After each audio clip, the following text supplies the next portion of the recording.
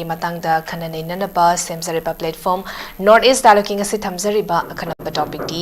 Chief Minister Khemchand visit Jiribam Masterstroke with question mark gi Manipur da gi 2023 gi May 3rd gi rang thokla aba matung da gi mamang da leramba government ado ki Chief Minister resign to matung da chahi ama funding chet akoi gi Manipur da process role chalai raga lakpadu lastly koi last hour da koi 2026 ki February da 13 da koi gi chahi ama faga da pasigi numit kharani khak ngaraba matam da koi gi Manipur da popular government ama khak install to ki ba batare masida koi gi nauna Chief Minister or ki ba koi gi sungjame AC gi MLA oramba koi yumnam Khemchand na no Chief Minister oraba matung da koi gi wasak lokraba matung da tongan ba koi gi Manipuri conflict sida sokal laba IDP sing unabagi koi khongthang sing local lakpa development ki thabak sing da to ki mati local lakpa thabak sing torak pa habitare masiga mari lenena koi ngarang se koi gi Manipur gi Chief Minister yumnam Khemchand na koi gi Jiribam da chatuna koi gi Jiribam da IDP oina leiba habitare koi internally displaced person sing habitare koi gi maite amadi mar community gi IDP singa hakthengna unakibagi offer masigi matang tani ngasigi dialogue kitharom da pukhachariba topic asi unakibadu da koi tongan separate oina koi maite amadi margi IDP singa unakibadu da koi gi Manipur gi lariba hozi conflicts na maram warakanda trust deficit lariba habitare community ani gi marakta lariba trust deficit che hanthala kanda Manipur da hana gumna ing tapa aman ama thazana bagi koi gi lambi habitare thazana na hingminaramba integrity sagalaga leiminaramba adugumna koi gi leiminana ba khona bagi khona ning bagi wakhalona makha phongdo ki habitare masina mamang da koi gi palamba government na koi gi Jiribam da chatpa da khudong chagi da ba chatki da ba handaki newly formed tarapa government sina koi gi yamna angan ba matam da habitare koi Jiribam da chalakanda IDP sing unakiba masina koi gi Manipur da normalcy hanjalakna ba khona bada koi gi adugum laba koi possibility oigadra koi gi manglom da changsi lakadori bra habra ki potsi da ne koi ngasi khanan ne nakadori basi khanan ne bada sarugya bina bai koi gi studio da election da lai bir ba expert panelist mam da saktak chage ahan badai kai khum da bo chage former acting chairperson Manipur Human Rights Commission pamung khaidem mani pamung ikai khum da bo chari thank you Anisba panelist Manipur Pradesh Congress Committee ki spokesperson Biriba advocate Oza Rabi Khan Oza Busu Ikakumno Buchari Ahum Suba panelist VJP Manipur ki spokesperson Biriba Oza L Basanta Kumar Sharma Oza Busu Ikakumno Buchari Ayahan baste pabung dagi dumak lakcharge pabung kogi mamangi palamba government habitare madam du da kogi Jiribam da chatna ba khona ki ba matam da first oina kogi Chief Minister Chakadabagi kogi first oina kogi convoy thawa matam da attack torki bagi pot amakak sulei bani handaki newly formed torpo government sina koi Jiribam chalakanda maramadi maiti gi IDP singa hakthengna na unaki bagi pot amakak sidani koi ngasi thamjari pase masi kogi normalcy hanjalakna ba khona ba matam da masina kitang mangom da changsile koi normalcy lakpa ya bagi possibility se leire hada khan ba ya bra koi chef nauna wasak lokra ba Chief Minister na paikhalai ba koi thabak thoram sing habitar ma ke khongtang habitare pam kamai thamili Rampase topic CM Khemchand visit Jiribam a Masterstroke. Ano ba Chief Minister orakpa yumnam Khemchand na ngarang Jiribam da chatana tongan ba community gi miyosing unari ba se masi ikang udana yam hai sing na phu ba chai phu Masterstroke ai se yamna ngakna Itha Thajadana, Leramadiki, Dak, Launa, Kirketaka, Puba, Masterstroke, Oidra. Adiki Mondo Oibra, she never not of interrogation. Anumak, Oy Haiden Hibia, Equina. I saw much Pataba Tabactor of the BJP Oceano, Congress Oceano, Madu Mayokta, Kalananga, Miniko. Above the Tabactor of the BJP Oceano, Kalitaga Lidorino. Yes. Hibidi. Hojiki leriba anoba Khemchand anoba Chief Minister se mawanu bini chumi kara phabagi mong manabudi general oina ugini aikoina thajarakpadadi aina thajabadadi mari herna phajaba hojik mana uliba kharuse angang de ningtha da khangye dana angang da parman torage adui type ta mane he musi manga taruk ni dangai ri dana ko tawrakpa sina ma se kari makharji tawgadori mana tawbang moi tabal leigni ko center ke BJP na hai command thing ma khotpa khara kayam lebe hai but mawon the peri ba list to ge manung da 7 schedule ge list to the peri ba koi law and order police asine ching bai mai ma ko the peri lam to ge matang da item number 18 da yauri asi ki pot punam ma sa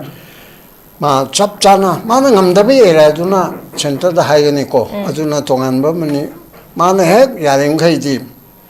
kana ma khara marum ma pang chana comment to ya ba ma na jiri ba na chatna watna jo mi to da chu Delhi chalaga du to Delhi chalaga ka do na hujia Delhi chapati moi party ga na anubha mantri mandor ha pa khot pe gi chatpa budhi ai adu de khoi ge concern oidre ha ke aba abo to mantri manga le ya re na mantri train se su de ya de le bro hoi darkar gi matung ne de ha ba kani adu ge chatok chin to bu it is up to them moi party oire ai khoi na uri badi Chief Minister Ramu Oina, a coina Punamacase, Hanegi, China, Oiba, Aduso, a coy hominary, tominary, monta, the Tadra Woody, Nang, Nang to, Tawangam Drabdi, Namandrabdi to, President Rule and a pay, and I quite high number one. Then President Rule, Siso, Monta, Bopona, Tabanina, Mapangi, Mina, a Pratap. Sina ko ba amana koi da koi imungi cheba to hukum mane ba atuti nongai ro phagera paloi ro okta be cha do okta be ta har ge prama moina BJP na page da banina adu na to bodon ti phai hai dana koi na hai dana la ke ba huji pa re hana go chamana ba dinate maming khene mi khene thodo khene amana amachu sana roini football kaubani amana kong kaubani praman ba ko phagi hoina harabada adu rati handik kisina wayam ngangdaba khajiktam ngangbam thokpado kana mamor de pungkhai me address go de minimanga da phatkalo sinba nan assembly da tori do ai pungkhai me hena khongdra ningi minitara bu phada malina phat tor ka phat loisile an thabakna utpa pot ama haibese CM Khemchand chi oyeba aduna mana Jiribam na chalaga magi community khakki wana to maje Chief Minister Raib Manipur Pumagini ko Khemchand che yes umnama kai da pokpani umnama kai machani miti machani maduna amani but manu oyibo phamcha with the whole Manipur gi Chief Minister ne ba yes namcha ki wena deputy Chief Minister oyibo do kuki gi na te ba Manipur gi ne ba luchi da kona oyibo chu Manipur gi ne ba Govinda na aduga lokena oyibo mantri si Manipur Pumagini ba even though Masium Bazaga Amadi Lapo, Asium Bazaga Amadi Lapo, Aduna Atopa Kangluki, Mete Nataba, general people, Sinataba, Mar Kangu, Mar Manipuri, Taralona Manipurini, Yam Pajabama Chaikona Toina Hibalaye,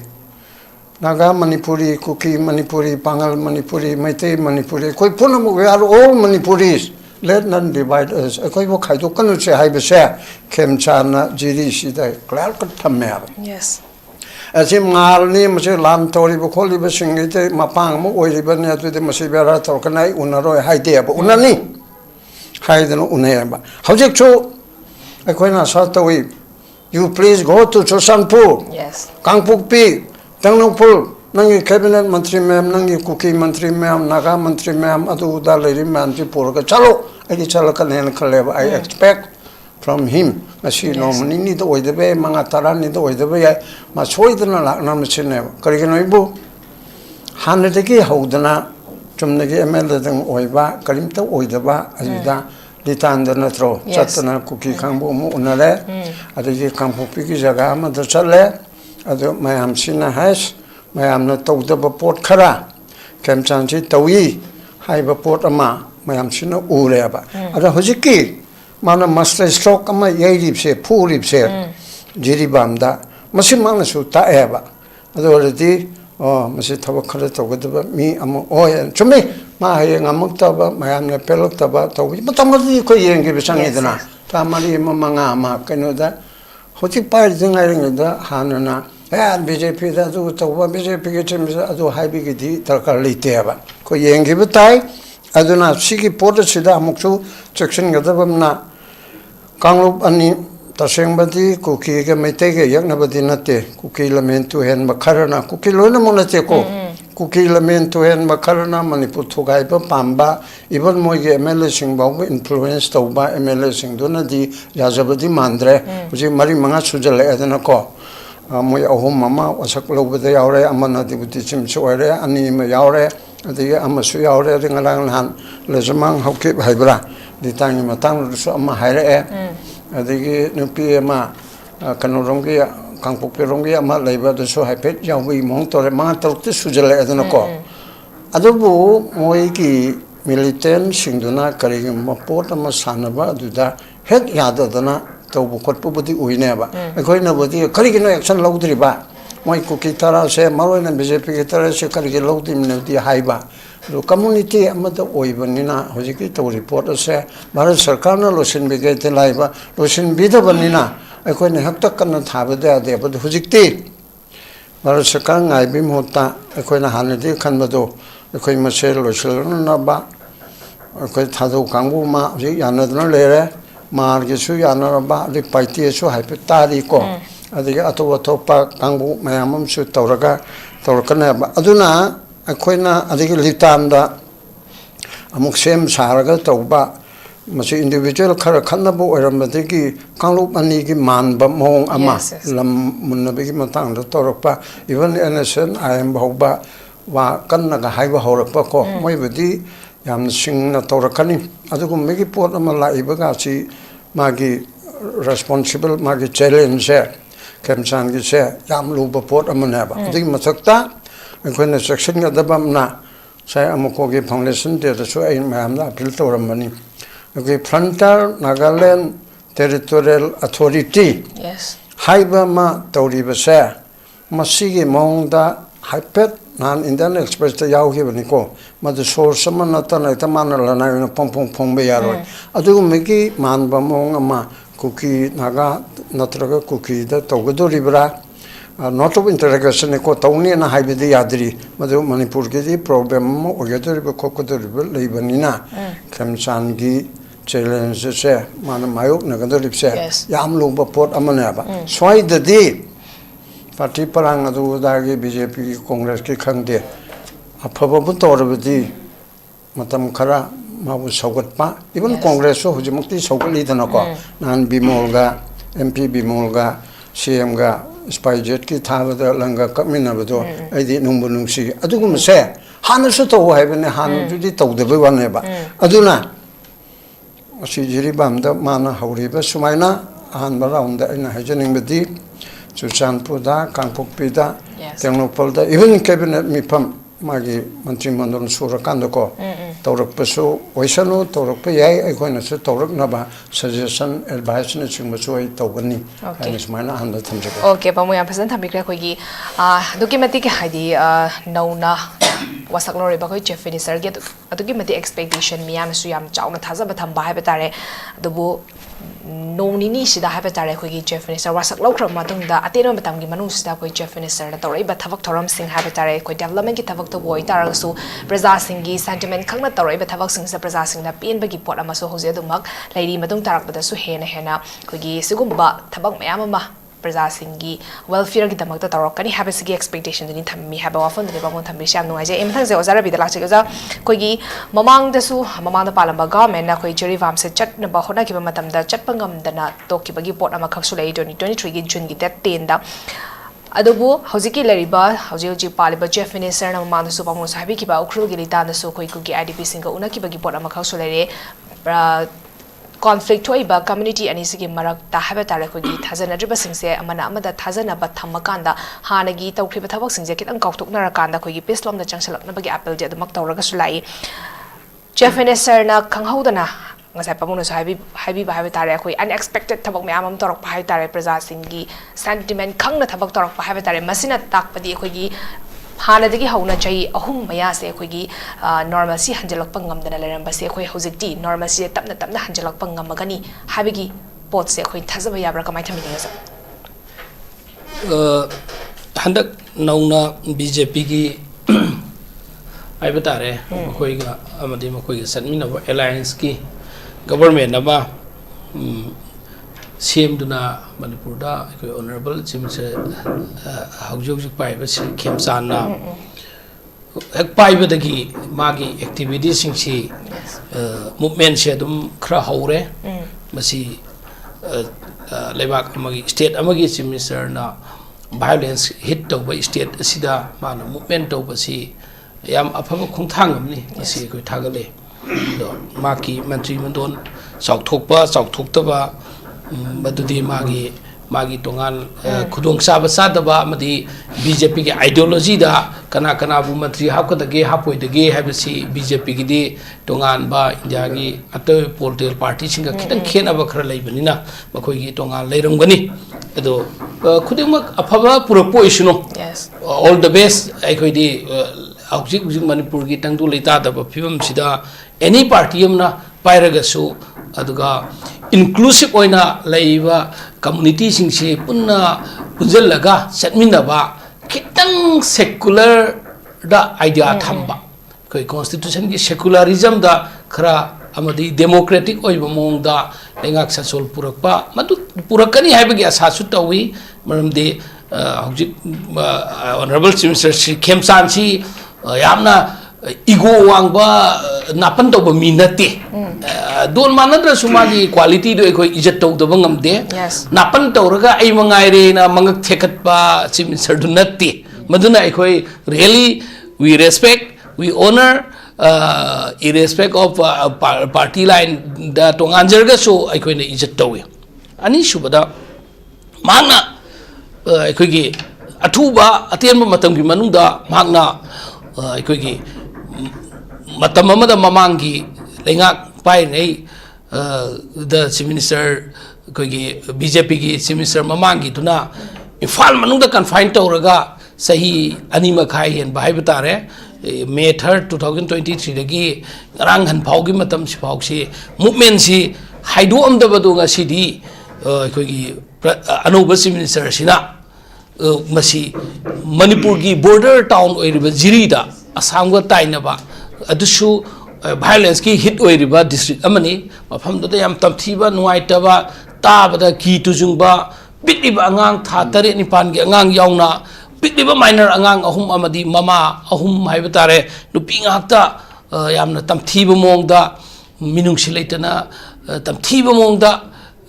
mapunsi pikhamnan kibado madugi jirigi thaudoksi ekoi amaki hena myamna amaki hena Manipur praja pumba India praja nasu shocking oibane hoi kaigam bade May 3rd gi horpa that 3 natraga 4 adoida thokibaduna nakalamada yam kana saring aini na hainaraga su nakalani makta saring arsu khra ingthara amane khallura kanda thajadana jirigi thokibad sidi amakena malemda maramde chamaleng manaba masen encounter tongnubu orgadi tongan bamalaiba nipa masen nataga nupi masen nataga youth masen adu chutana poiba angang si masana masagi maming khangjadriba makana gi mungda poibno khangdriba tha nipan mapan gi angang haiba sidi samsam na da dharma gi mang darbi ishwar gi masane na haina ishwar gi sakmo loriba timing amane maramdi mangonda dharma leitri jat leitri bijat leitri maming leitri ekoi gi infant angang apikpa adugum sidi world gi mipung kuding na makoi gumba dati totally makoi innocent in treat togada matam ne adu bulai bak thibla thokre matung amuk hana adumba sathi badu thonda boisuno iramda Manipur da amadi India ma sapum bada so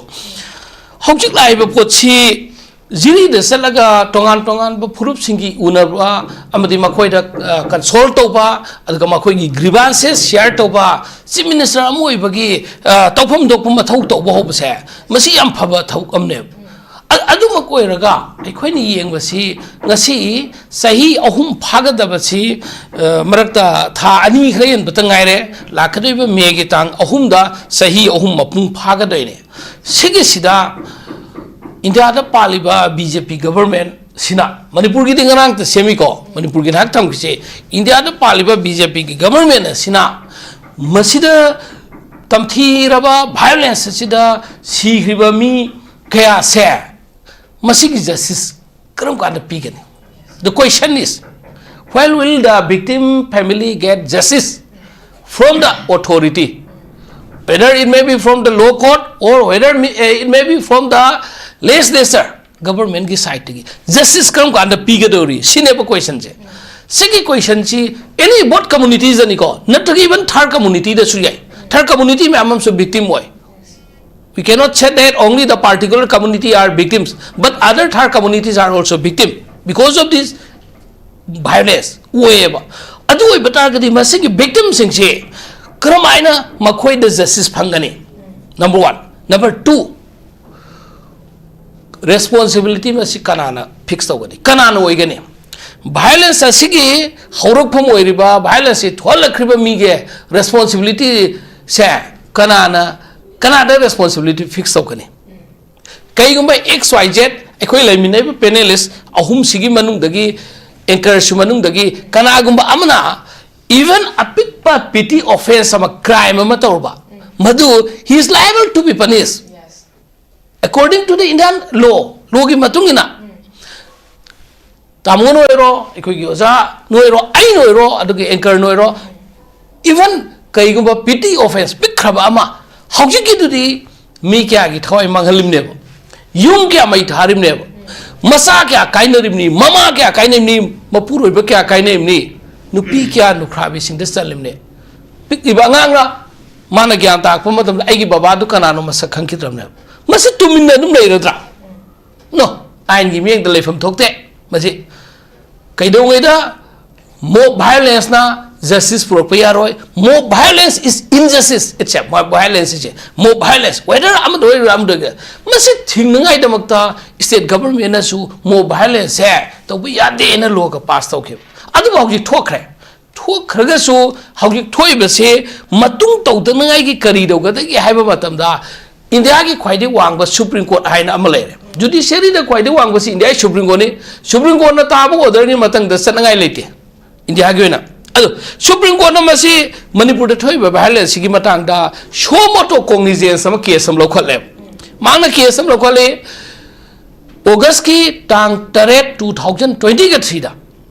thodok thok pau bana 2020 gi May gi tang ahum ni but August ki tang 8 mana Supreme Court na lokhali member ahum na sabak committee ma masigi lit tawbasi koi gi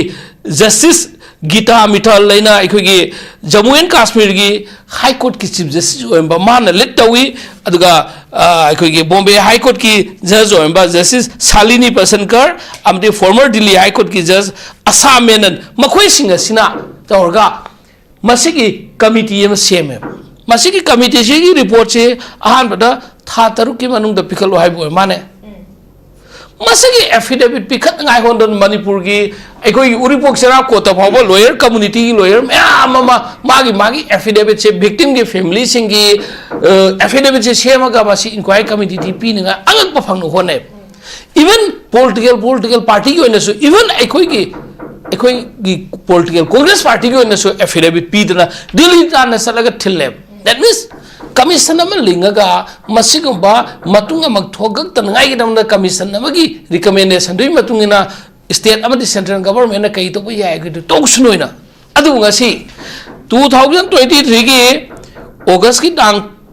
tare ta gi sem gi ba committee si ngasi sahi ohum phar ka dore violence ing thakre how to violence ing thakre just satpa yadaba kai area khra leiri habni but tau to bo akhoi numai kapna ba khona ba na tagana atopa violence ma haujog jung makti tau di ba thokri ba violence gi da aduga committee di cry laikre aduna retired high court ki judge ni hai ba retired Supreme Court ki judge ni hai ba committee semi commission semi me am mang da di uchai bra hai na khale ba purpose kaino committee commission semaga tha tar to har ga sahi om sang do kada ba adu da pho commission na thok to ba ngam ba wari gi matak ta Manipur praja ke ana amaka magi awaba singdugi affidavit pina ngai gi amaka thang khri ba adu singdu su tha tar to sang do punna handak su amaka sang do pase Supreme Court ge ya bro ga sang do asia amaka tha July gi 2020 ga 6 July pho bo sang do pin matam lo don sang do khre kai kana re adu di Supreme Court su question hangning eba Supreme Court la iba meeting se sida Manipur gi violence serious oi logdabra natagana Supreme Court na tawning magoi tawga India government na tumina yeng da leibra India government su serious oi dabra kai gi damta atop minor oi ba atop issue khradadi Supreme Court na serious lowe India da parliament BJP ki government ki mayok ta kaigum ta already Supreme Court na serious lowe even High Court na pawba Manipur High Court na pawba particular political party yang ki political post ki mayok ta KSR ki dilog dun ngai hot na yeba ai direct dei khoi na khangbo pota Segi system ama leiba sida aikoi gi misang sangal leijadaba matu solaba minority or ba big khaba puru Manipur haiba jati se Manipur haiba puru Manipur gi maitai haiba Manipur gi pang laiba Manipur gi naga haiba Manipur gi kuki haiba natra Manipur gi thada haiba Manipur se India ai goina big khaba micro minority community amneba maje Manipur gi any irrespective of any caste community ai khaide Manipur haiba big khaba state su India goina khwaide gi big passing gi mathang da last but one second smallest state oiriba Goa gi mathang do gani si mathang do ba Manipur sumna gi square kilometer so listing kunit hoi chong kun khak oiba si missing ju sumna gi approximately lakh kunthra khak oiba si gi voice ngasi India government na even Supreme Court na pawba sumaina election ba tar gari makoi gi justice cry da phangani ani shuba mana maka aikoi IDP singi situation je state government khangna Manipur gi chief minister khangna masi puduk tawbada matam sangani warane maramde Manipur se lairabi state amni Manipur gi damakta nauna laiba chief minister sina lupa crore kya gi budget lautana hathu tawba ngamoi India da paliba BJP gi India government sina IDP sing sige matik saba compensation se piga damre victim sing gi damakta shigrbe mong sing do at least nearest kin of the deceased family madu lai khidaba imung manung sing do lunch no government gi sana ba suitable post am PBB ai IDP sing gi maim san ngai dongta lupa lakh tara kun PBB ai ba hoi kai gi damakta sida bargaining tawtuna department sing gi achaw sang mantri na minister na MLA na natraga department officer kya na magi line da paisa mayam manghan ba sa thok pom yauri ba adu ngasi IDP gi relief pidraba aduga leikhidra isa inau ise isen mayam gi imung singida justice phangdaba taragadi afaba government amne na haibe aroi aina si Manipur gi government sigi wan nate India gi oina laiba train sida aduga tawgani kani ga ina harga sum thamaga sahi yong phajal khuse violence si kaw khinangai gi aduga issue namsan khinangai gi aduga atopa no government nam la kandana makhoi government tawje khi suno ina leithoibra masidi ekoi Manipur gi praja punamangna masi IDP amadi leikhidba isai nauk singdo makhoi gi imung gi chap chaba compensation biba aduga just sangangai khona base masidi achuba da masi haulik lai paliba state sigi anoba minister sina masi lusing ga tawhaning ye ba pham du thamse okay ozam phasan thambikre khogi center lengak na habitare khogi Manipur da yengi ba meeting habitare mase khogi conflict se horakpadagi so hongna adumak mayam su neinar ka su lakpani but khogi Manipur da hauzik anoba government namaka form toropasina di Manipur gi chief minister leaders in di khogi aduki matik praja singi apambagi apamba singsi matang habitare thabak se aduki matik fazana di tauri adubo center na Manipur shelum na loribra lodribra habigi question jeni hojik lai bisa ai mathang se oza pasanta da lakjage oza khogi anoba government habitare se masi yamna su matam sang basu natre ko 2027 da su khogi election ama su lai ribanina ko yamna aten matam sa khogi tawgada ba thabak na mayam yamba habitare aduga tawgada riba thabak sida su khogi challenges mayam su face to yabagi khogi possibility su lai ribani khogi chai ahum fanning chet khogi Manipuri conflict sina khogi national highway sing chatpa yadaba community ani khoi changna ba yadaba gi pot ama khak leibani na hojik che leaders sing jida khogi challenges mayam khok su face to ba ngarang bakta su khoi Jiribam da khoi mar community ga ki IDP singa unar ki ba dugi matung da mo kuki NP Jiribam ki maike digi amo fongdore base kuki kuki jo leaders singa una ki bagi warishana ki bagi poto aran bani yabang amo habagi pona makhak so fongdora pa habatar adu itar de hujik lei base thabak si tawba matam da koi challenges me ama de face tawgodori bani adu itar gadi challenges me ama leira su leina kuki Manipur gi peace lom da lakna bagi damak ta kuki leaders ina to ki madikana de honari kamai thamini ngoza hujik si Numit Nipani da ngariba government si wafu moina thamjage hoi political party khudum ki asoiba leinani khoi Dr. Rabi hoi ki kangbu ki soiba leirangoni mamang pamde khoi gi su leijei leibido mayam dum haibisni ana Dr. Rabi na haiba potu ai accept taujei aduwa aina thamjaningi di Manipuri miyamda newtv ki kuthangda anuwa si Khemchand lusingba sarkar che mayam thajabiyoba Yes. not only maitai pangal naga antar kuki amakhakta haibana te ani haje si ngasai koi lanet sar mani ne thambi khre Sri Khemchand se maitai gi chief minister nate Manipur gi chief minister ni haib se koi thabang utpa hore mayam ne yabi re akhoi ge yanada ba kanu ne haiba ta unabda nga ge launa khona ta political party gi leader Sri MP oza Bimolga cake kakminaraga jet kanu spy jet ki kanu to bogi Guwahati Kolkata Mumbai go pai ge do wa anu flight ma lak ko gi sanga ba kanu to ngo ut khre ba mani myam PNB Congress na su peli BJP na su ato do political party myam su aduga tonga tonga dharma tonga tonga jati myam su pele aduga handaki anu sarkar sina Sri Khemchand gi dream ma le jeba ma thabuk no su le mana hai su Manipuri ne saibse sida hana koi changchen je ba peace restore to wise Congress wa tom dana moi BJP mo tom dana MLA humfu ne ya roi ba every individual gi responsibility darkar le ba individual samo aina paite kuki mar naga maitai pangan gan tor ya roi ba akhoi lemak se Manipuri nes Manipuri oire se bojikti Manipuri ta ga di akhoi ai maitai de hana je ge maitai ni na akhoi maitai si akhoi Myanmar da su khundai ba Myanmar kuda na Myanmar is maitai haiba admai to na Bangladesh ta khoi maitai lejei admai to na Assam da sulai Manipur lai bis ko na khana biyo hana Manipur lai ba jati myam je khoi Manipur se magi mai brand gi magi jati du gi manung da aina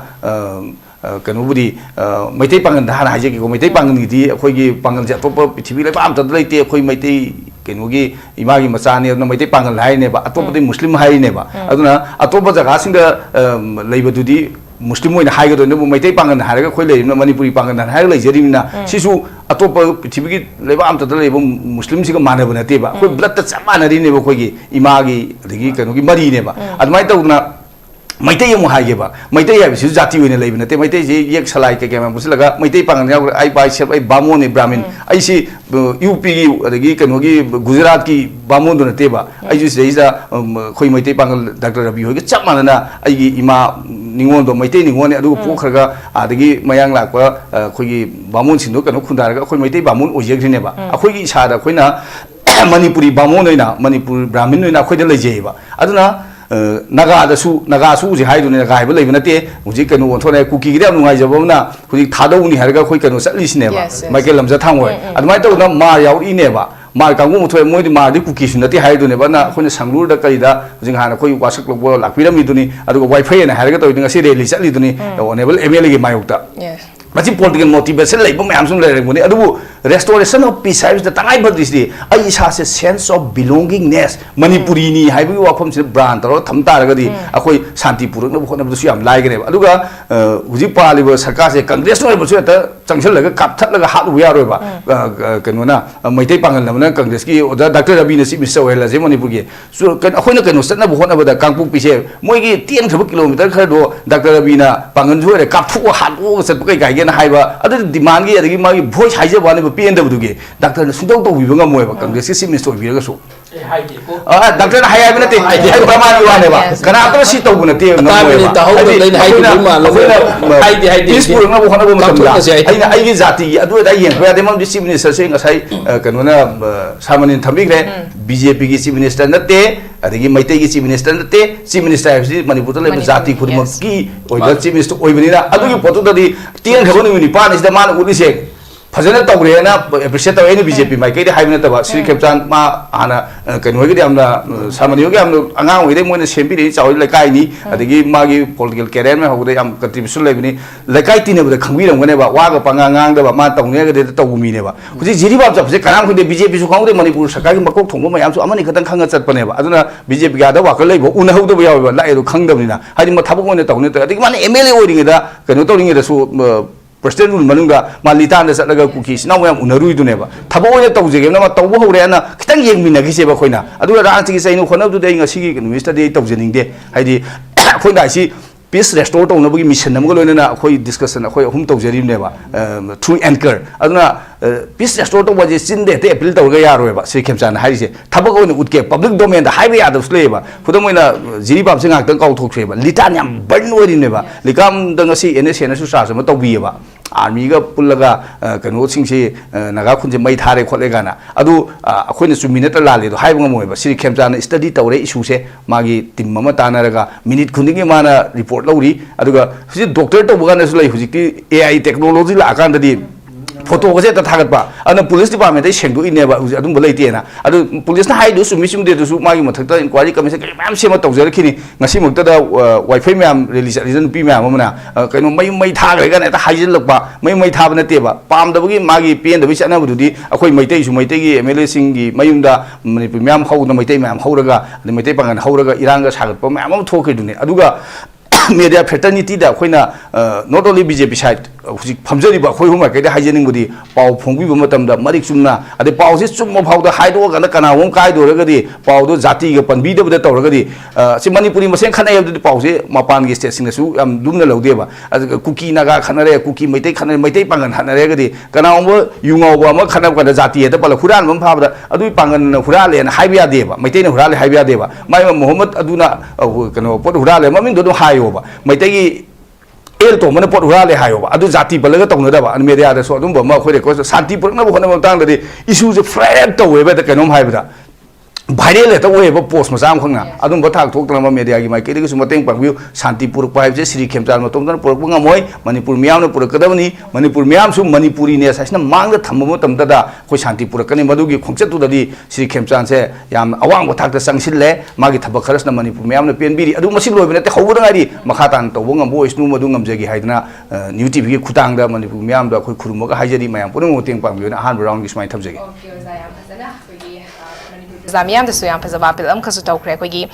Yam the Noria Betare, Quigi, Adum, Lunabox Haina by Betare, Quigi, was a loki was a Mitarani for Pajabani, Masida Quigi, Tabakti, Dokimatiko, Presassing the Apamba, Apambagi, Maonda, Tabakti, Mactoropa, Presassing, Uri Habatare, Quigi, IDP Sing Unaba, Duga, first priority, Manga Quigi was a loi kramatung da media briefing hanu piu matam da so ko gi haikibata IDP singi resettlement gi matang sa first priority oigini habe yo phom phau phong to ki bale bani praja singna ko gi makhata na ko gi anoba chief minister sina toroka da bathabak sing da su yengmina bam khaksu changi ai ara aroi baround ani baround se pamu de lak chege pamu ko gi peace restore to no bahana matam da ko gi every community every individual masig responsibility lei yana so ko ye mamang da su dam habirang se oza basanta na so habiri Matasida Kugi, every community or every individual give responsibility later so Kugi, Masida Kugi, leader, Haina Kugi, Mapia Pa, Kugi, government, have a sina, Kugi, Mang Tarakan, the Tabaks of Toribani, Mark Mang Tarakan, the Kugi Brazasina, Matu Ilakanda, the Kumbagi Pestra sort on a Bohanapam, Suprazasing support to go Loina Rakanda Kugi, Haribatabaks, fulfilled of Wangam Godoribani. Matasida Kugi, Centergi could stay, Kuishuya Yaudragasu, Kugi, state government Katana. Masingam go state government na fana tawning tar so center gi mating yaudragadi kogi state government na tawning be thabak sing se koi fulfill to bangam gadra habagi question ama khaksu lai kogi irang se horak padagi so hauna kogi center gi mating kogi manipur da center na yengi ba meeting sig matang su tonga tongan ba kogi platform sing da su nei na bagi pot ama khaksu lai krabani pamu kamai thamini sason to buse responsible local leadership ama darkar leiba Saswanchi Karida based Oraka Tawanichi Loda Kariloda Constitution gi Directive Principle of State Policy Part 4 of the Constitution they outlive. Madudi law in a case of Wayab did not my advisory note ni Directive Principle of State Policy Central Government State Government Karma Monda State ki welfare ki damukta karmane sason tawani kari lo sengani haiba mayam se angang ki damukta kari tawani nupi ki damukta kari tawani lairaba aing ki mateng lobung amjata ba singna kari tawani haiba mayam ama piraga leyaba adagi right to equality karmane tawangani fundamental right karmane sina hangani karmane ngakani haiba mayam se aduna adagi manung du da Akoigi 7 schedule ki list to state leaves ase state ki jurisdiction da state government ki sovereign authority ne abako Supreme Court na harini sovereign harga India ki sovereignty na amani ko India ki manung da state amagi sovereignty se magi list to ki manung da mon da piriba list humputaruk ke katang de kathara humpuga humdoi mari leiriba se machi state government na tawadam na ba Karigumba state government to Wangam double sing a do. Mapandi external force na cutting the lakpa, aduga internal disturbance to Oba, Adur Bodi, article Chohum Yankai Manga. Chohum Yankai Manga, Shinagadam Chohum Yankai Manga, seasonary hydra suya. Central forces Tajilakpa, Aduga, entry to air the Tajilakpangami, Aduga, Kanogi, list 1 gi, Aduga, list 2 gi, Shidasu, Adum Masanangami, state ki, Aduga, article 355 the so. Instead of the Kodong Chada, Kodong Tiba, Mayamama Nange, Central Forces, Mayam Darkal ready, Central Government at any time the Tabang Ameva. Maduki Tari Singdo, Adunena, Somamang the Tatanai, Kalidona Tarapano, in aid of the civil administration da civil power the Mating Pangnaboneba. Aduna, Adwai do that, I could in them processing a Manunda, Kanauma Karana. I quite the other Missing Ivanate, Koyaduki Nakanda Libanate, Libanate, Hibana Chamber, my mamma had said, Sida, all in their reporter, 1998 Supreme Court, page 431. As the clerical Supreme Court direction, Nama, period of observation. Karihagebu, the expression in aid of the civil power in entry to A of the list 1, Union list 2 the period. And in entry 1 of the list 2, state list period, implies that deployment of armed forces of the Union shall be for the purpose of enabling the civil power in the state to deal with the situation affecting maintenance of public order, not only law and order, public order, which has necessitated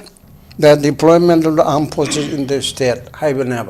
Aduna de Adugumba in aid of the civil power, in aid of the civil administration, Hirabanina civil administration, the Makada, district magistrate, deputy commissioner, district key, Lady Sigi Makada, police, the Mating Pangana Banamako, Tongana, Equidi, Kuki Misanchunate, Metegisnati, Hagadabanatiaba. Government itself much neutral never. Highly government itself security forces to that Mating Pangana Banab.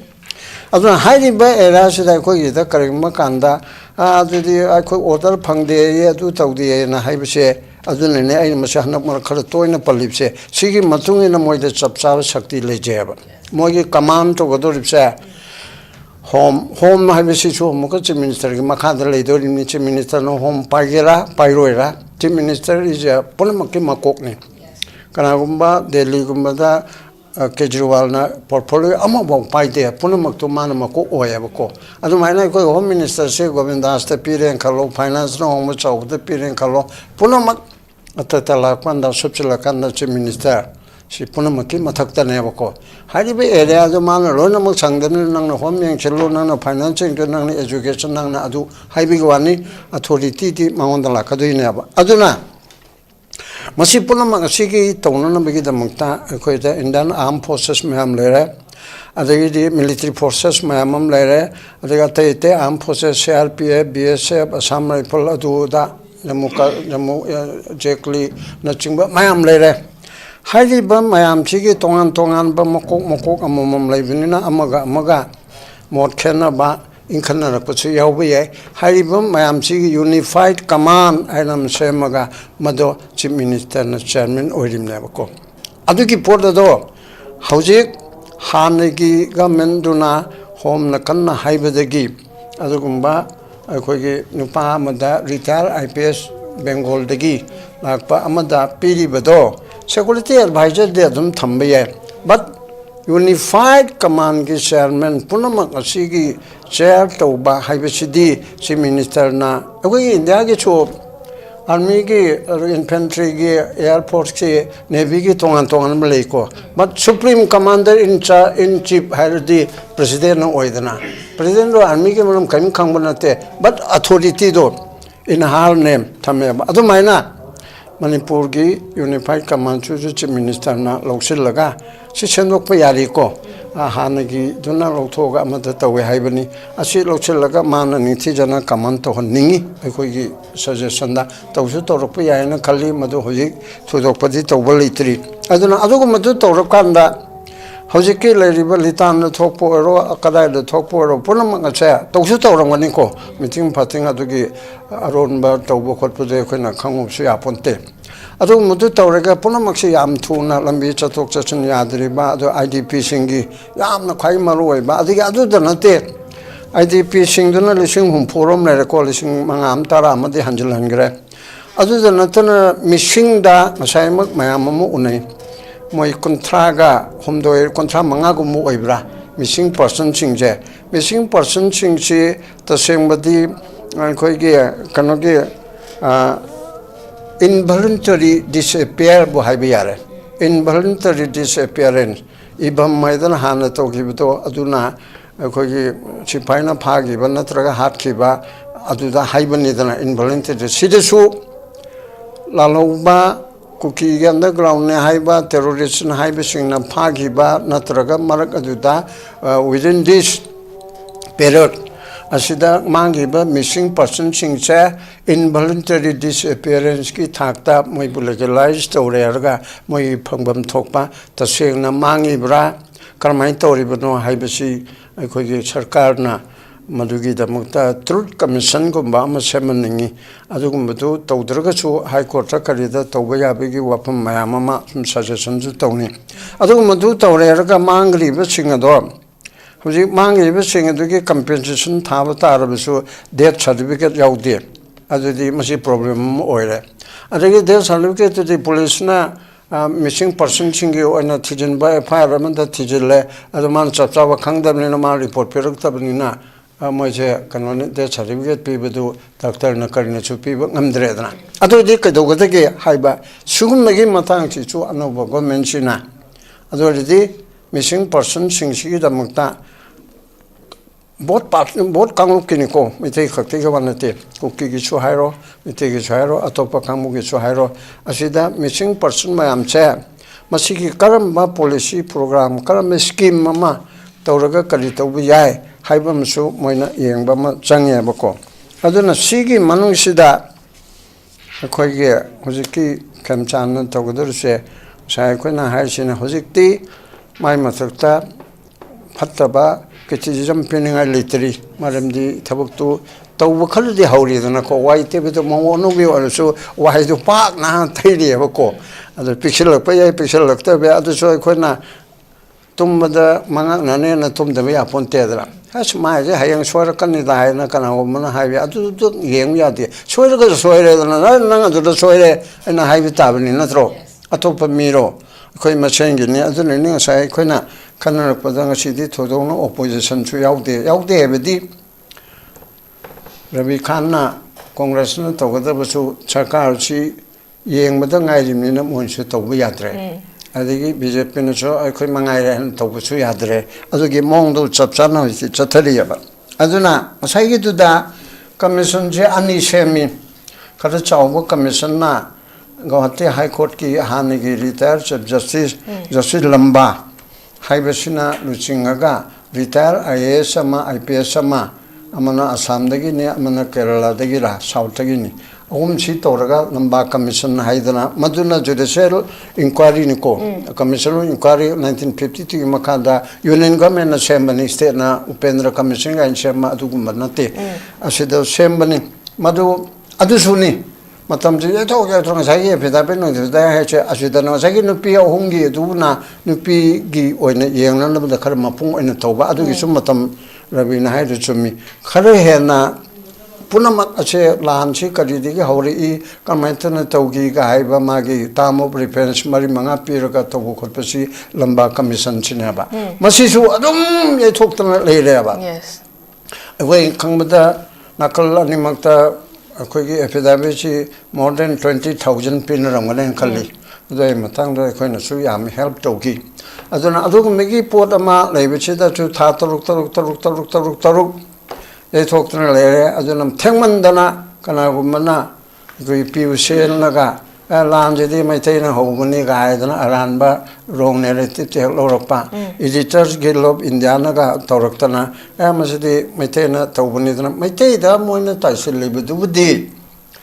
खरा चावबगा खरा पिकपा खना दे खरा हम दोना मान forum गने फोरे फोरे है ने लौबुदुने बको मिते सना मेजॉरिटी दो हौबुदुदी करमै हौये दुदी मसाना तुम लेजरे नको आइना मिते ने ना खोइना हौदे कुकिना हौये ना हाइबने यारोय अदुगा अदुना हौबने हाइबने यारोय मसाना inquiry दुदा to find out the truth achi puthora kadamneba aduna chingba mayam chu torokpa changi aduna rosalakpada aina haningi bise Khemchand gi ngachaju hagi duni magi challengeable oiba thabakse yam yami lambi chutpe yahanba IDP myam hanjil hanba adudagi ne tana khundan leita aduna leiba adagi magi moi manungi oijarasu mai cabinet expansion du matam chan tawba aduga award party sik mai kai khunima yengeraga aduna du hello hangal no do have nothing to say koi kaisu hainga lite tawbudu adugumba mong taba khona ema puraktana hanegi Manipur May 3 2023 gi mamang dal ramba May 2 baudal ramba pibam do ohelang na bo hona bada koi punamakna mateng pangbam changi adu koi Bharat Sarkar se asidi khatang koi na section mama aibedi tawbudi mogi policy da kuki themna ba adu themna ba hana tawbudi oibiye ada Manipur se Nagaland gi type tu da adugumba ama frontier Nagaland gi type ta Manipur se tawne na haibu de leite ko sai inarak padagi wani adugumba tawhanba taradi madudi chumde Manipur di article 363 na Manipur sokpa yade haibam su leibanina thugai daraga cho akhoi masing manunda sakhum tongan hanbigi port do madu tawbasu chumde aidana ismana thamni okay pamu yam pasan thammi kre ai mathang je oza rabi dalak che oza khoigi madam habatara khogi chief minister gi khogi tawkirba magi thabak thoram singi matang du myam nu so khoi phongdok na su laire khogi matang sida lai ba se khogi pestrom da changsel pa hori di har kana khogi lida da conflict amu nauna tholak pa habatare masu khoi yam nangalinge matam da habatara khogi haurak pa matam da irang conflict se khogi phajalo ba khogi yaba matam so khoi matam chana laksin bangam hodo buduna khogi yamna pak Paktang na have tare koi litan da conflict tholak pa have tare koi community ani gi marak da so aduga amuk Chorchandpur da so mo gi MLA gi maiki da government formation to matam da yaw ki bagi mayok ta have tare koi gi nupi sing na rally ama chalak pa have tare adu tara ga di hausi ke leri ba mang da so hai ki ba have tare newly formed to ba government sina mang da leri ba challenges me ama have tare challenges me am de lei dori bani hausi mak to so horok pa ngari koi ni mi tarani fo fatrika sa koi gi tongan form sing da koi conflict se areas torok pa da gi koi gi government sem matam da koi MLA sing da government sem matam da yaw ki bagi mayok ta rally chalak bagi pot ama khak lak pa dui tara ga di koi hariba tholoi ba conflict macha sing se matam chana koi lokhat form thok pa thavak sing se lokhat tara ga di koi 2023 gi May 3rd tagi na ngasi fawa tholoi ba chauba conflict ama oira ibase masi oirakta na bagi adugumba step amakak su oidore bani hausi ke leri ba government da habitare makhata na koi expectation habitare government sigi maike digi zaka mai thamini Hojik saigi ngasi kuidriba numit 10 days fadriba chief minister se sidana te bai khoi nei na rese madi thogam tawwa hore khoi di madi active ina thog tawre nei mamang du thagat chari tu ne ado hoi hojik pochi India government na install tawre haire kuina sahi ani makhai hela matungda ado election kuidre 2027 ki February March ta election call of conduct chaliba sahi si manung da call of conduct thamadam ni 26 manung sida tien khram tam sida sarkar sembi ragadi India government na so makoi gi India government na sembi raga so masidi dakar leba hapkadaba ministry string che magi ministerial bird che shuna hapirga particular si thuna pithuaga magi director responsibility che thuna to halagadi khitang magi administration da mapangan mating oi gadra khale mi amakhakna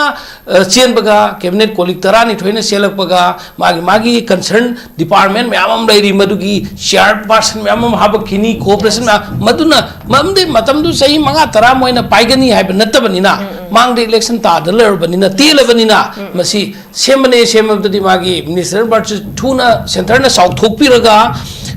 उखरुंडना नंग अदु चलो लितांदना चुराचांपुरदना चलो चुराचांपुरद Chatap याबा community सि कनानो हाइबा मदुई community दु minister दु थागदमनेबा उखरुंड Chatap याबा मदुई minister दु थाबा तारे नत्रा जगा जगा दो मरमदे मणिपुर पिक्चर असु वाथो अनथोक्ति चावबनिना मदु अखोगी सिमिसा अमखका इवन अखोइना होंगी परफिलो गाइना ननवासकपदा हाइरे हारगसु होंगी परफिलो सिसु सबसाना पीद्रिबा माले पाइद्रिबा माले ऑफिशियल ओइद्रि डिप्यूटी चीफ अनि सिसु कई मिनिस्टर पाइदोइनो खंग्रि डिप्यूटी एना नुम लैदोइब्रा अमसु मोय मंगा सिखक्त लैमनि चीफ मिनिस्टर मथंगदना क्वेश्चन जलकप कादा अवाब अहोब मयाम दै खो येंब नुंगाइ रोइदोइनेबा बसी मागी मराने है नते को इकोई नाइ जी सजेशन पीजे से सेंटर दा सजेस्ट तवा इकोई की सिटी तेल मतम मनुंदा वाथोक लांथोक जम लैबनिना मिनिस्टरियल बर्ड से थूना पीरगा दरकार लेबसिंग दो इवल कमिटी सिंग तो सेमगा मिनिस्टर अमंगी मखाद सेमगा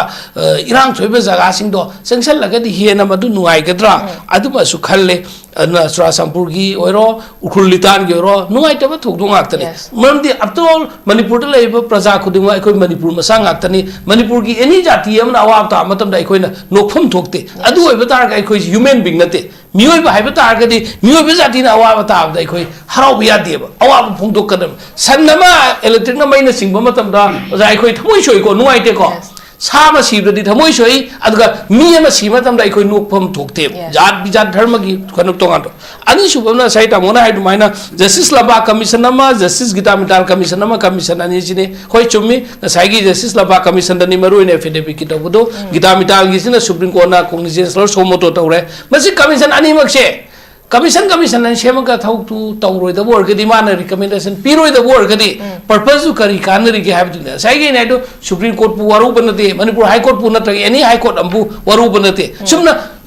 मथौ थुना जुडिशियरी दगे सु सबसाना मथौ तो हलाबा गवर्नमेंट की पॉलिसी लेजिस्लेचर सै छु फजन थौ तौरागदि आइन की मनुंग लोइने चपकदमने एनी आइन काइबा थौ तौबा तो खुदिमुक से आइन सिना अचौब मेसिन ननि हारगा आइन सि अचौब जेसीबी म होइगदम माना कोथोक कदमने एंटी सोशल ओइबा एंटी सोशल एलिमेंट सिंग थौक तौपसे माना सबकदमने आइन मदि आइन सिंग लैसि मपांगन कलहनिंग हैबदनिरा थमोय सिंगना XYZ मणिपुर हाई कोर्ट के ब्लेम तो कोई वान नचदे आइगिदो सुमना सुम अनि मथंग अमक लाइसि अखोइगी गवर्नमेंट सि हौबत गाइरी तौबदो हौबत गाइब गवर्नमेंट सिना तौहनिंगबगी प्रपोजल सजेशन दुनी क्रिटिसाइज नति अखोइ कांग्रेस की साइड तगी अटोल आई सामकी मोतसु क्रिटिसाइज नति अखोइ क्रिटिसाइज केम तौगाइ लेते अफब सजेशन तौहनिंगबा ममदि फॉरवर्ड मांग द जंक्शन गदब प्रायोरिटी दु पिहनिंगबदु मी अमन खनबा अमन खनगो मानदबदु अखोइगी मोटु पिजबने गवर्नमेंट हौजौजे अखोइगे साइबा ममांग द IDP सिंग के प्रपोज थमग्रे विक्टिम फैमिली सिंग के थमग्रे नेशनल हाईवे फ्री मूवमेंट है मसिजु कोई मतम खर संग बय तम तमना अखोइगी केनो प्रायोरिटी केनो मदा येंगा ट्रायल मतमदा ममांगी गवर्नमेंट सेमने पीआर मनुंदा मणिपुर की गवर्नर ना हौदो मदो माइ पाखिद्रे माइ थिग्रे अदो अमक हौदोकनाय की पॉलिसी अमा सिनबा तारे न मदु तोहनजनिंगे मरमदि मणिपुर मियाम प्रजा सिंचिना मखादा बाय रोडता सप ngमदबगी यार रूट खक चटकी मतमदा पैसा म्याम तिंगा सप ngमदबा लायेंबगी महि तंबगी सान खोनबगी खुदिंगमुक्त वाबसे मसिना मसिगी सिजु प्रायोरिटी बेसिस मसिजु खरा अमका थुना तोहनिंगे ट्रायल बेसिस मा होनिंगे मरमदि खिदंग हंदकदगा मी मांगखिबसे ngasa हाइबि दुमाइना मिसिंग पर्सन इनवॉलंटरीली अखोइगी मिसिंग ओइबसिंग जे मखोइगी सु कंसर्न पुलिस स्टेशन दगी रिपोर्ट फजना कौरगा मसिबु क्राइ ऑफ लेगे लेतगे मदु फैमिली सिंग अदुनदी वाखन दु नुआइ रोइदोनेबा मदु सु अदुगा अमना अखोइगी यामना तौहनिंबा चाही औ फारक दौसिदा भाइलेंस सिदने अखोइगी पोच याम मांगे गवर्नमेंट की पोट होइगेरा प्राइवेट प्रॉपर्टी होइगेरा कॉन्ट्रैक्टर सिंग की प्रॉपर्टी होइगेरा सेमी गवर्नमेंट की प्रॉपर्टी होर ममदि भाइलेंस सिना ऑफिस के मई थादोई यूं क्या मई थादोई नत्रगा बिल्डिंग क्या नत्रगा ठिकादार सिंग की प्रॉपर्टी में मई थादोएबा मसी अखोइगी transparent and fair compensation transparent ओइबा पामी प्लस फेयर सानबा सपोज यूं करोड़ अमगी साबा यूं से नत्रगा लुपा करोड़ मंगा की प्रॉपर्टी में गवर्नमेंट कनागुंबा प्राइवेट प्रॉपर्टी में मोब सिदा वायलेंस सिदा नत्रगना कईगुंबा इरांग सिदा मई थानोखरेने ताइना फम लेत्रेबा गवर्नमेंट मदुगी चानबा रिडीम तो कंपेंसेशन पिरप मदुगी कैलकुलेशन होलगा मांग रेसिन क्यानो mana hanjangadu kyano si kitang fair oiba maramdi kanagumpadagi hairi ebako jumna lak lupa lising yang kai piba yumam zakra baduda lak manga piba suppose national highway ki compensation da pot ka lamga chana daba maman ka chana daba adudagi case kana dana thok suspend da officer myam su yaw ke wa national highway ba thok pada ina khuloba lam zum lei le ta mapu lei ta bada paisa phang na khiba wari le manipur se mangak pani ko adu ergadi aikoi je madu magi ba pot gi fair oi ba compensation chu government pianinge aduga amana even pipe ka si mai na subsak cha oi do pipe ka si mai tharu lapa karor kya mang khi gai na hai madu pipe si mai cha oi do sumoi MLA sing dagi hainer puani ko mai phana cha chu kolaga or su laini tum moi do pipe ni adi masing kya no madu karor kya no madu government na thijal laga inquiry tor ka ha madu pipe tu cha khagadi kana da pi ga dage kana pham to ka dage masiga si chu khanna bam tho iga ina mo MLA masen de chu dum haire ba mo khoi de cho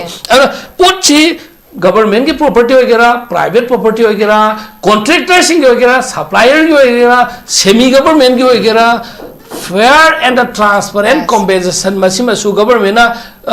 तोहन नहीं मसी मसी तो भाई ची state की budget तकी state की पैसा तकी कैसे गमोई दबा मैं हम लाइन बनी center की दरकार लाइन बनी center तो मतें लोग बता रहे हैं लोग उनका center तकी लोग मसी जो है कोई सही हो मांग पर मतलब दा मेट हार की नुमित साखी बेयुम मधुगी नटरगस मांग ताक वा property अधुगी compensation सान बा होगी चाहिए उन भावा फंग बता रगदी मीदु की पुंसी दु कमाइने हंगनी वारिगे मथक वाबा मै चाक खिदबा नत्रगना victim ओइ खिदबा इमुंगी न नुगाइ खिबा मसी जो अखोय मसी की सिसु कंसर्न मरी लेनबा मिनिस्ट्री दा डिपार्टमेंट दा सरकार सिना आई चीफ मिनिस्टर दा हाइजब नते गवर्नमेंट मणिपुर गवर्नमेंट लरना गवर्नमेंट सिना मसी की एग्जीक्यूटिव हेड सिंग सिना सो फजन्ना अकाउंटेबिलिटी लेना अमाउंट सिंग जी कंपेंसेशन होलगा साना साना बा मागी दु पिबिरगदी मखोय की मांग की पोटो हंजन बतारगदे खिदंग वाखंदु सापगनेबा मणिपुर दा वायरलेस सोए मिसिमिना सोए चथोक ससिन याद्रे जाति अमगा कौनबु नबन बे याद्रे हाइना तुमिन लरगा पोचे सु मांगी इचाइ सु सुसिरे हारगा तुमिन गवर्नमेंट सेमे राजनीति नि मथंगी सरकार लानी अमम सेमगनी मखोय मिनिस्टर होइने एखोयना प्रजा होइनी हाइ लरगदी प्रजा सि कनाना कनगदम गवर्नमेंट ना कनगदम अदुदी तेल सुतेना हौजु फोंगी सेमिबा गवर्नमेंट सि वेल एंड गुड ठेंग सुठेंग तंगाई फन गवर्नमेंट अमा इंस्टॉल तो बसी याम फरे फरिबा गवर्नमेंट से की खुदांग दा अतेन मतंग की मनुंग दा मसाई मरी लेना बसिंग से फ्री एंड फेयर कॉम्पेंसेशन से मांग ताकि बसिंग दो नतबा मांग हिमना रुपा लिसिंग यांखै की मांग सरकार दे क्लेम न लाग यांखै की लौथो मगदी प्रजा सुमन फंगदो मी दम मांगदोइनेबा मदु मिनिस्टर गिनी आई गिदी एमएलए गिनी आई गिदी ठिकादार गिनी ना मदु की अचो सांगी सकमाई येंगदबिदा हानि गवर्नमेंट ना तौखिबदो आई नै नजरोगे हानि गवर्नमेंट दु फजना खंगरे लैब गवर्नमेंट सिदी हौजी ऑनरेबल मिनिस्टर खेमचांद ना तौपददी मादि फजना तरु सही थबुकना सिन नते मादि थौकना तौकनी एखोय आसा तौई वायम ngangen मनते थबना तौकनी माना मदुम अचुंबा सिंदु तौरगा मयामगी खुदोंग साबदो फंगल लकने हाइबा दुमसो आसा तौजरे ओके याम फजन थाबिग्रे ओजा खोगी अदुम गवर्नमेंट से फॉर्म तोरपदगी हाबतारे दुमक तोंगन तोंगन डिस्कशन सिन दसु दुम पैनलिस्ट ने दुम फोंदोक बिबा हाबतारे खोगी हंदकी फॉर्म तोरइबा गवर्नमेंट हाबतारे लुचिंग इबा खोई चीफ मिनिस्टर मसिगी मतंग दा खोगी तोरइबा थबक थरम सिंग खोगी प्रजा सिंग नसु एक्सपेक्टेशन अतुकी मेटिक चाउन लेबा हाबतारे मसिदा प्रजा सिंग एक्सपेक्टेशन सि मा की तारगदी अमुक मसिदा सु प्रजा सिंग ने यामना वारोबगी पोट मखसु लाकदोरि बनी कॉन्फ्लिक्ट सिना खोई चई अहुम फानिंग चले राबनिना खोगी ममागी गवर्नमेंट सिना तहोनिंबा मयाम अमा कोई प्रजा सिना तहोनिंबा मयाम अमा तौदना तोखर कांदा कोई प्रोसेस रुल चई अमगी मया खोगी लेर अमतुंगदा लास्ट आवर दा खोगी गवर्नमेंट से फॉर्म तोरकपने दुना प्रजा सिना तुकी मदिक थाजबा थंबा हाबा तारे मसिगी मंगोइना खोगी लुचिंगबा खोगी चीफ मिनिस्टर नसु खोगी थबक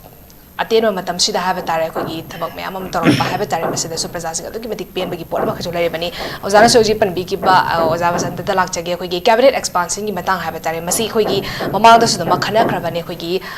निमित तरानी मया सुरकदोरे अदुबो हौजिक फावबदा कैबिनेट काउंसिल ऑफ मिनिस्टर लेमहौरिबा मखोई मरी हाइखरकांदा खोगी मकोई लेमहौरिबा कैबिनेट मिनिस्टर सिंह हाबा तारे को मसि एक्सपांड तोरकजबसि करिगिनो हाबगी पोसे प्रजा सिंहसु याम हंग हाबा तारे मसिगी मतंग दसु खंगनिंबगी पोट अमखसु लेरिबनी मसिदा स्टेट गवर्नमेंट ना हाबा तारे हुसिकी लेरिबा स्टेट गवर्नमेंट सिना कोई कैबिनेट एक्सपांशन की मतंग से कोई मसि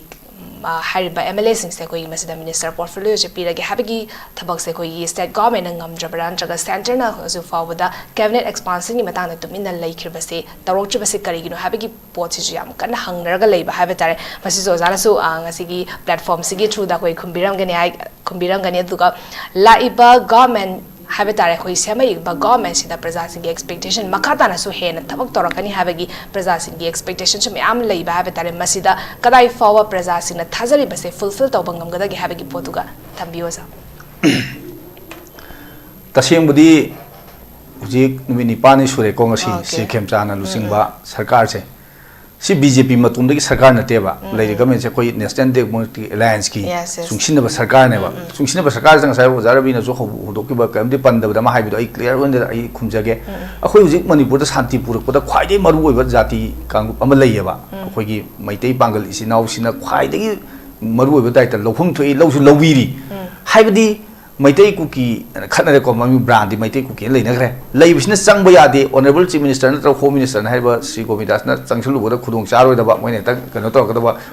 Honorable Chief Minister Sri Khemchand, Litan, he says Sangsulu, Eva. Adu, Kangubom, Nagaga, Maitai Punga Kuki, Hapalaga, and Sandur Koda, I could justify the Wopakums and Sarabel or Gidam never. Putting aside Ibira, Mayam Yabire, Chief Minister Sri Khemchand, BJP Natre, Maitai Natre, Mayam Nomukina, I don't land a Kalagadi Yarodamna, Sumba Matang, Maitai. So what role like Huji Kangpu Pida, Surasampurda, Moreda, anywhere in the state, one set pay hours, Koi Maite Pangal is now never. Moi the Sumusas, we might maintain a popuni Panganjidina, Pupia Poyawe,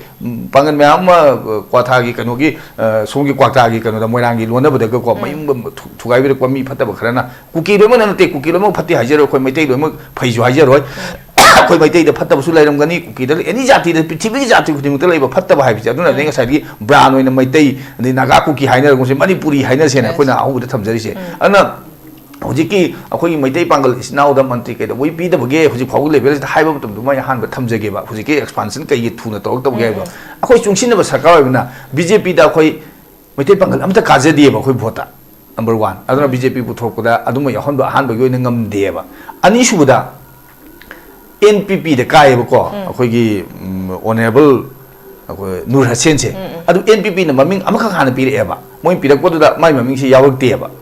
JDU lady Bakogi Nasir. JDU Maming Pira 3 Boku Powder, Totobuda. Hadi JDU Yang Yarogi wanna take alliance in the National Democratic Alliance, other Delida, Hogi Prime Minister Levenda, National Democratic Alliance, Levenda Canada, my tape on Maming the Moy party on a Pibira Agadi, Aquida. Huziki expansion to wa cannot to Hana Simri Yomucha. I'm a quite a Maya with Morris Toraga, Jiribam, Ashabudin.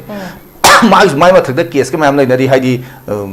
Dr. Rabihina, Masi disqualified to Godavni, Masi JDU the Karaga, Comina, anti defection law, Lena, BJP, Yao, Masi, Hingbusibu Kangi, Adudi, Speaker, Chamber, Sintorga, like from the case and Tonga. I don't but Takamsu lady, Aduga, a BJP, Giant Mayamsu, Leader Mamsu was Poyal, Hana, whom the Kakara was Sri Bisoji lady, Dr. Radesham lady, Radesham Animoni, Dr. Animal Doctor, whatever it is, Radesham, the Y Radesham, at the Atopa leader, Mayama, Sri Basanta, the Han Minister, Siyama, Dingo, the Mantri, BJP. My daily there, Mamma BJP, there, Mam Susi, Yaudriva, Masi Yaud, the talk to Mando, in the Parliament lawyer, Donina, Parliament lawyer, Matunda Canada, India, Sukana, Hakuka, Cookie Nagala, music says, Suso Yorkani, NPF Hana Yormini, cookies, now Hana Matri, and you were a mini, Moila, Kineva, Anila, Kidorimini, Sisu, Mogi. Community ki marik tagi tag party marik tagi mogi leader NPF ki mido yaw tagi khona NPF se aina sigi candidate MLA se khangnei gana Sri Khemchand ki pero ki tipne na ta Chief Minister option bi yabna teba Chief Minister ki di mai NDA ki alliance fakta ta tawna kadamna party han ba round yo na si ka hana taw se na haina ba kai leiba dagi hosi taw taw yam thuna lani minister kuina matam manghal laga leiba yabna te hosi kanona Congress ki mai kai dagi Dr. Rabi na pibi river suggestion mem khoi loksin jage moi huji ai je dala dali ki wa am ta leitre Manipur da yam thung da peace restore to buni aduna aina maite pangal isnaw sing da request of jari bidi khun khurma hajari bidi Hujik na khoi ki khutta leire Manipur gi doi sambo ya ba khotpa leibina shanti pur da khoi maitai na ta haire na kuki na haje kam thajadre maitai na haje kuki na thajabi de kuki na thajade ba haiba mafam sida maitai pangal isnaw sing ga kuki marik ta su maitai kan bi pa ga yawai ba thoi mai thodok ma tu da lan manung tu da अदो खै media दा सो अदुम पोतो cookie न मैतै कल लेगा दा हाइबी गदौनेबा अदु मदुगी पाउ दो संदोक पजे मैतै ना हाइब कांदा कुकी ना थाजदेबा अदु मैतै पांगन हाइदि थाजेबा मोजि संग याबना स्वाइ तो न मैतै म फुरगा कुकी ना मदो कल मोना स्वाइ थादोक पिरे इगाना मैतै ना सु कुकी म्याम म कल्लीबा हंदे के थौदुखि मदुंग दा पल्लेन दा के याम नुसी जानने ग लैमने इबन लिता याम नुसी नबने मैतै संग यादे कनो संग यादे लिता जे मैतै कुइरे संग सिरोली फेस्टिवल लेंगे cam थिंगमदे ngarang ngang gi thoduk tudi ta semoti litar gi sung sai anchor na haiba da su haibi gre kanu to da ingon question na hang bi gi da ban adu ta ki tang clarify tau je individual level da khatna bane ba thoduk ma chang khak si mai dik te ma yawi thon ba social media ke game apps na flap to raga to de si yu no thokim ne na social media gi ma pangan je adu ki matikal le huji viral posting asaba ai haje AI technology la kan da di thok tom tom to ga che doctor to ga sem tok ba ngalang mal han ba ga to na ujik ti akhoi gi level si da khangi ba akhoi ni san nai nari ba thak si na ta ba technology gi thak la kan da di aroi bi thak ta ne buji to ga ba mechanism me am se adu si na kan da ngasai gi matang cha na thinghode na haibu do akhoi na sason pai je na matang cha ba hi su haije ge ba uji imung family game na taba ai family da ai isa na ai nupi na na trai no pa na kai do ri ge se khoi naked ai na loi yang kai do ri sing am de CCTV khil ai yum da ai CCTV no loi u ngam de ba hoje ma ge room da khin da jaga da ana yangchan badu khoi na sason tau jari na hek ngarang mi ma yum mai tharo me moi tara ma ku na phadri kai no ga hai kwa adum be area adu da di khoi ngarang phadram ni ngarang gi do khoi phade du de khoi ya jage adu ga pha ba ga ji ju hek ta tarai na ga ta ya bo po na te ba si BJP gi wa na te ga atop state मैम BJP पादम मोदू right मैम थोब right की खुद थाबा चुम्न की खनब criminal case का खेनेब मी यांखई हुफून मी मयूम थादोरमेब फुटेज कनानो खंब नतेब अखोना चिंगलग मोई अदाई पुलिस स्टेशन अदगी मफमदुगी मी क्या तानरग CID के तो सिनी सिने चिंथोग फाबदुदी यानेब ngasi border state रा हेंदुएब मोरेदा थौदोम थोय क्राइम मा तमुरोम द चेंसनगिबे आइब तमु सी अखोई इंडिया नते म्यांमार नि हेता चेंसल फाबगा फारबी नियम म्याम सुले अदुगा होय अखोइना सासन तौजबनिना कनोगी BJP गवर्नमेंट ओइजबनिना लितान के थौदोक तो ऑनरेबल चीफ मिनिस्टर ना हकथेंग ने यंगसलगा मी फापुन तो पब्लिक तो फारसु हाइदोक यादबु सु लेमगनेबा मी फार मी यांखै माग समिना दो कना कना नो हंगरगदि फार मी दुंगा हाइदोक याब नतेबा फाबु खोबगी थबुक तुदी गवर्नमेंट की ऑनरेबल सीएम ना तौरे अदुगा पब्लिक डोमेन दा लाकबो एरिया आम लैनेबा मी खक फारा हाइदोक रग लोइ चेन खिदोइनेबा आइगे चमिनाबा जेकी दु फाग्रे हाइ कादा जेकी दि मतुंग लगा चलम मयाम दो तोम दिक हेक मयाम दुदि लोड खिदोइनेबा अना होम की थबक क्राइम पेरेड वार टाइप सिचुएशन अखोई सासन तौगे गाना पंगा हराउन नतेब BJP ने पायरे गाना अखोइना लोइ तौबो याबो मतांग नतेब अखोई कांग्रेस की मनुपांग सिंह मैम अतोप रांची दो मैम खुंदोप याबदे हुजी डॉक्टर रबी ने हाइबदो अखोई सजेशन मैम लौसिन जरिसने ऑनरेबल सीएम दा तमदोरिनी सोइना कांग्रेस की मागिते सार खेमचान थागत पिरई अनो याइफमंगोल पिरक्तना मणिपुर दा शांति पुरक कांग्रेस की हेल्पिंग हैंड रेंडर तौरे मसी BJP माइकेदो लौसिन बिरगा अफबो सेसन तानरगा मणिपुर दा शांति पुरक होरदा इंडियन नेशनल कांग्रेस की माइकेदगी अचोबो हेल्पिंग हैंड रेंडर तौवे तौइसे सी तंबियोने चीफ मिनिस्टर हाई अदो आइना चीफ मिनिस्टर तमजदोरिनेबा अदो हेन हाइजनिंगिबना हुजी ngасai sarkar da tairaga lakhra litan du da kana kana faru mu pu litan du da thogdo thokum du da mi du na direct thogdo to tholam da su yabu ponam ne ba mi yu thakpone khalo phuna je ne ge yu thai ba si ngaure phubi uranu akhoi ma na ma si mayum da nang karai de no nang khul dai ni nang kamjong de ne do thinbi ba su ya ba ngaure na khut tha ba khot ba to ba soi re tha gre adu da mu ai sa du ma phure na akhoi group la ga akhoi kuki ne akhoi naga ne tong no roi dong ne ba la le ba mara le do ai cycle huran ba mai pha ba adu ne da ne da jati ga pala to hun thok te ba mai jati du no huran man te ba cycle huran di do huran du no huran jab ne ba huran ba tom dik he to tong se ba अखोई माइकई हुई पामजे शांतिपुर क्वासे अखोई discussion newtv दे खनर याबंते आद ताबीरीब मयामनसु तादबसिंगसु माइ मागी individual level दा मणिपुर से कन्वीनसी मणिपुरी नेस असि खल्लकांदा थबक तौमिनरगदि हेन चाखुटपलम दा ममोइनी शांतिपुर को खुमांग चावसिनगने हाइबो वाफम से आई अरोइब राउंड दा थमजरी जन थंबिख्रे खुगी ओके ओके वाज थंबि आइना सा हाइजबतो कैनोनिदा मिनिस्टरियल बाट कनाई पार्टी कनाई कम्युनिटी हाप हाप तबगी अदु अखोगी बिजनेस नते अखोई केमदन नते मदुदी गवर्नमेंट की मथौनी मखोइना मिनिस्टर की अपामबदा हापसबनी कैसु काइदे अखोगी कांग्रेस को इनदी सी हाप हापनोगी हाइना एक्चुअली तेमन कांग्रेस सरकार दुदी याव नते अदु मिनिस्टर ना हुजु तौरिसे कोइ जम थागलिने अदु साइगी माना मिनिस्टरियल बाट सी थुना हाप तारगदी हौजि होम की विभाग हाइरे XYZ अमदा मिनिस्टर अमदा पीरे ना हाइरे home की order सी home सी लोन order सी home की मखा ले देने home ना control तौरीब्रा तौदब्रा home ना कहीं तौरीगा ऐसे कितने अदमाइना लाइव तो सरक चाहिए मन के लोन order home को बसे शुम बसिदी अदे अतो बसिंगो थुना तो मधुना इकोई ना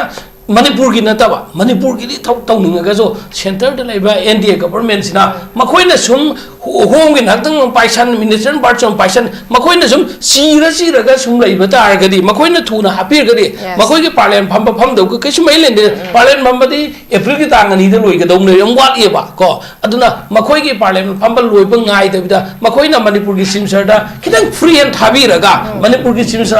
अपाम मागा चटमिनबा याबा टीमदो टीम वर्क गदमनिना सिदी खथुना हापगा तौरगदी तौद हेना नुगाइजगनी हमनी एक्स वाई जेड पार्टिकुलर हापी यू हापी गनो हाइबगी अखोइदगी कांग्रेस सेटी लेते हौजिक थौसे मांगिन दानगाय थुना गर ससनगाय की थौ तु खक्तनी थैंक यू ओके कोगी प्रजा सिंगना सुकुइना वारगा लापनिना खोगी फोन तौरप गवर्नमेंट सिदगी खोगी थाजब म्याम थमदुना मरम ओराकादा खोगी थबक्स याम हेना खुमांग सॉक्शन हनिंग बाहाबे तारे मरम अदुना खोगी मिनिस्ट्रियल पोस्ट खोगी कैबिनेट एक्सपांशन तौदना लेबसिगी मतांगसु याम थुना तौबिराकांदा माइ मागी खोगी डिपार्टमेंट सिंग खाइदोकांदा खोगी हेना रेस्पोंसिबिलिटी लौराकांदा मणिपुर की दमकता खोगी मणिपुर की पीपल सिंगी वेलफेयर की दमकता थबक तो होनिंग अपामदनी फोंदोकपिरिबसे बट अदुबु हौजिक लैरिबा गवर्नमेंट खोगी यामना नौरी अदुबु थबक मयाममदी तौरई प्रजा सिंगी अपामबगी साइड ता हाबे तारे खोगी चीफ मिनिस्टर ना थबक मयाम अमा तौरक पामसिदसु प्रजा सिंगना अदुकी मतिक पेनबगी थबक अमसु ओइरी मखा तारसु प्रजा सिंगी अपामबदुगी अपामबसिगी केनो तौरकांदा खोगी चीफ मिनिस्टर ना थबक तौरकनी हाबगी थाजबदुगा लोइनना खोगी ngasi दारो की थरम ते मपुंग फारबगी दमकतसु ओजा बसंता ओजा रवि अमदी पबुंग मनी थगत पफोंदो चारी मतांसदा नॉर्थ विंडोना संदोक सभा नॉर्थ सालोलुशिन जारे मिंग ताबिरिब सिंगबो मुकाना खुरुम जारी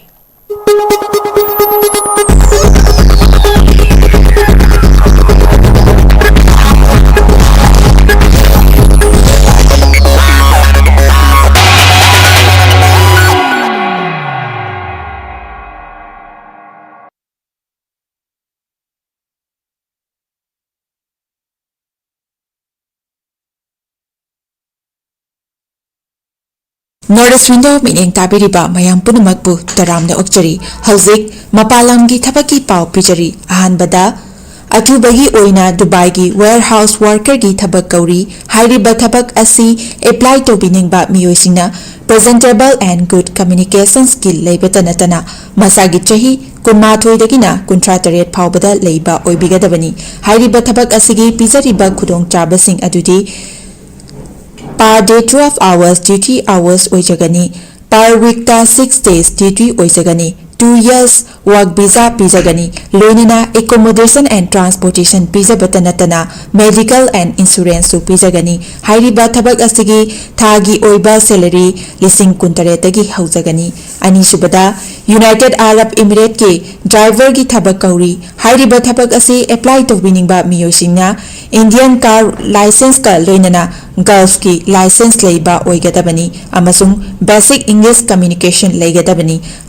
हाइरिबा थबक असिगी इंडियन लाइसेंस पाइबिबा मियोसिंगी थागी ओइबा सैलरी दी लिसिंग यांखैदगी हौजगनी गल्फ लाइसेंस पाइबा मियोसिंगी थागी ओइबा सैलरी लिसिंग यांखै मंगादगी हौजगनी अहुम सुबदा बेहरन वाटर पार्क की फीमेल रिटेल स्टाफ तरा कौरी हाइरिबा थबक असी अप्लाई तोबिनिंगबा मियोसिंगना रिटेल एक्सपीरियंस लेबगा लोइनना यामजबदा 165 सेंटीमीटर की चांगदा वांगबा ओइबिगदबनी थबक असी तौबा मियोसिंगना पीरिबा खुदोंग चाबसिंग अदुदी एकोमोडेशन ट्रांसपोर्टेशन अदुगा ड्यूटी मील्सु पिजगनी हाइरिबा थबक असी थागी ओइबा सैलरी लिसिंग मौद्रा तरेतगी हौजगनी